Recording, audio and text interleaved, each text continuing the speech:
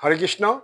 অনেকদিন আগে সংগ্রহ করা একটি পদ, সেটি হচ্ছে দিনকর বন্ধু কমল সভে জানয়, জলতহি জীবন হয়ে পঙ্ক বিহীন তনু ভানু সুখায়ত জলহি পচয়তে শোয়ে।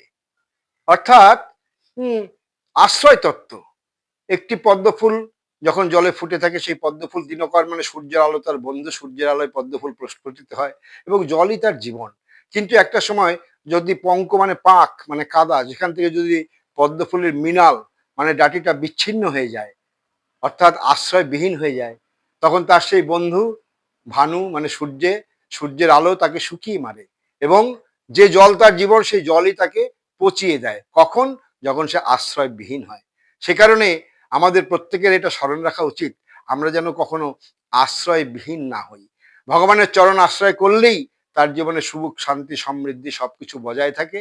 আর তা না হলে সেই পদ্মফুলের মতো তাকে তিতাব জ্বালায় জ্বলে জ্বলে জ্বলে জ্বলে তাকে শুকিয়ে শুকিয়ে দুঃখ কষ্টের মধ্যে জীবন কাটাতে হয়।